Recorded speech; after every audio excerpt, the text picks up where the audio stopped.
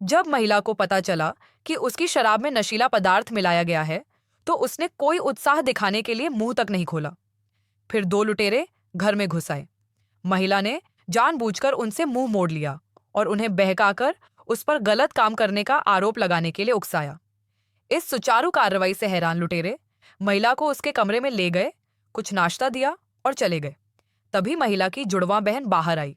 उसने देखा कि उसकी बहन महिला का कोट और शराब का गिलास लेकर ऊपर चली गई। उसके देवर और दो युवतियों के घर लौटने का इंतजार करते हुए उसने खुद को उसकी बहन का भेष धारण कर लिया।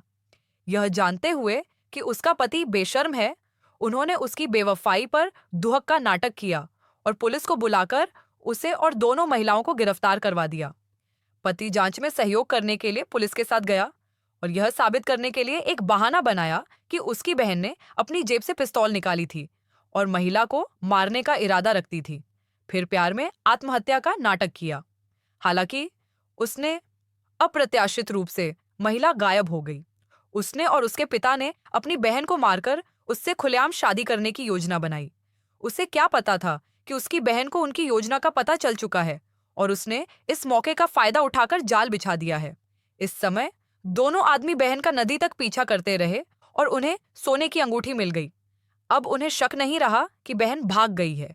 यह सोचकर कि लुटेरों ने बहन को नदी में डुबोकर मार डाला है, पति ने सोचा कि कोई बात नहीं, इससे छोटी बहन पर कोई असर नहीं पड़ेगा जो उसकी जगह ले लेगी। वह बस उसे बड़ी बहन का रूप धारण करने के लिए भेजना चाहता था और जिंदगी भर यही दिखावा करना चाहता था। बेशक सबसे अच्छा उपाय यही था कि वे ऐसी जगह भाग जाए जहां उन्हें कोई न जानता हो। पति ने जाने की तैयारी में व्यस्त होने का नाटक किया। दूसरी खूबसूरत बहन घर के हालात को लेकर चिंतित थी। पता चला कि वह चिट्ठियां पहुंचाते समय भी आने की हिम्मत नहीं जुटा पाई। उसे डर था कि कहीं उसकी पहचान न हो जाए। वह किसी से बात करना चाहती थी और जल्द से जल्द यहां से निकल जाना चाहती थी। उस आदमी को एक फोन आया जिसमें उसे डकैती से निपटने के लिए कहा गया था। अपनी पत्नी से बात करने के लिए वापस गाड़ी चलाते हुए उसने सोफे पर एक बर्फ का गोला देखा। उसे जल्दी से एहसास हुआ कि उसकी पत्नी डरी हुई है और उसकी हालत में सुधार हो रहा है, इसलिए वह बयान नहीं दे सकती। उसे वहां से निकलना पड़ा।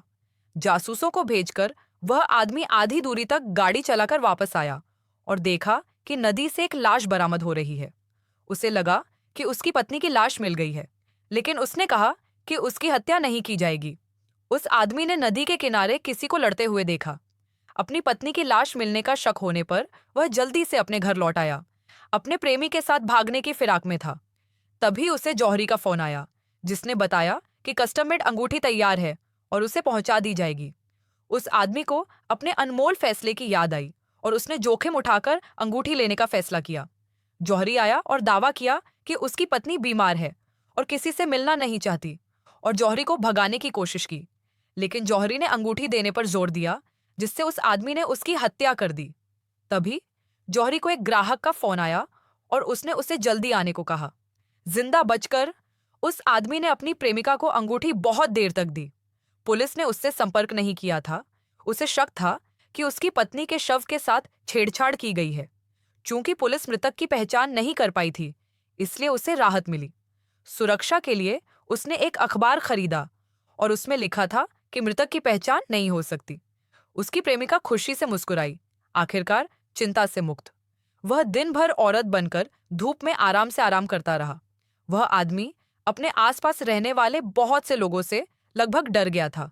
अगर उन्हें उसके और उसकी पत्नी के बीच का फर्क पता चल गया तो वे बड़ी मुसीबत में पड़ जाएंगे। यह औरत इतनी अनजान कैसे हो सकती है? इसके बाद उसने औरत ने उसकी पत्नी होने का नाटक किया और कुछ संपत्ति हस्तांतरण पत्रों पर हस्ताक्षर किए, लेकिन किसी और से मिलने की हिम्मत नहीं जुटा पाई। उसकी आवाज अलग थी, उसका व्यक्तित्व और हाव भाव बिल्कुल विपरीत थे और परिचित लोग उसे आसानी से पहचान सकते थे। हालांकि उस आदमी ने अपनी पत्नी के नाम की अपार संपत्ति देने से इनकार कर दिया। इस पैसे से वे जीवन भर चिंता मुक्त जीवन जी सकते थे। महिला मान गई, लेकिन उसे इस बात का अंदाजा नहीं था कि वह आदमी चुपचाप उपनगरों में चला गया है और परिवार और उसके हुनर को बर्बाद करने की जगह ढूंढ ली है।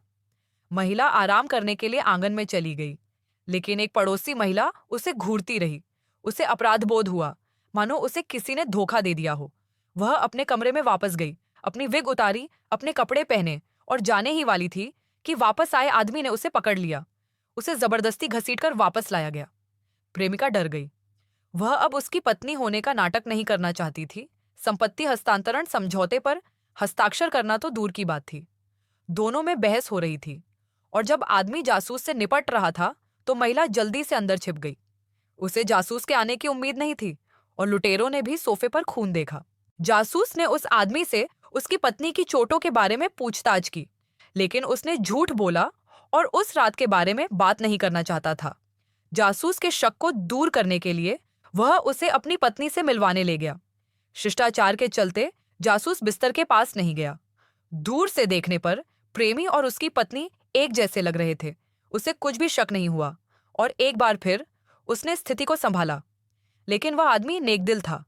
क्या संपत्ति को हस्तांतरित किए बिना सीधे विरासत में मिलना बेहतर नहीं होगा? इसलिए उसने अपनी पत्नी का सिर लिया और उसे अपने पसंदीदा बैग में रख लिया।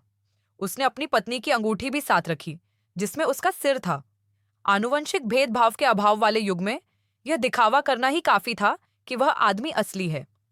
उसने अपनी कार में एक कॉकटेल रखा और अपनी प्रेमिका के साथ निकल पड़ा। जैसे ही वह अपने चुने हुए स्थान के पास पहुंचा, उसने कॉकटेल की परछाई जलाने के लिए एक सिगार का इस्तेमाल किया। फिर उसने कार से बाहर निकलकर शौच करने का नाटक किया। फिर अपनी गोद से बंदूक निकालने के लिए कार में वापस आया। उसकी प्रेमिका, जो पहले से ही उससे डरी हुई थी, कार से उतरकर भाग गई।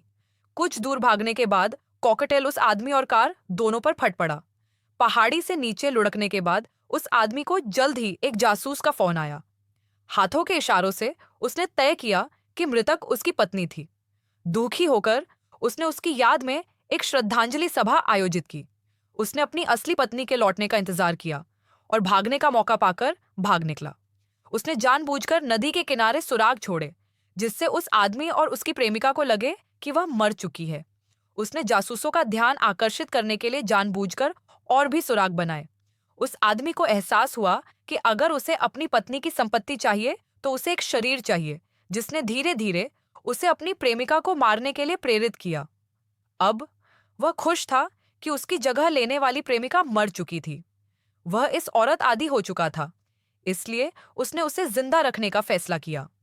इस हथकंडे के साथ उसे यकीन था कि वह कभी नहीं बच पाएगा।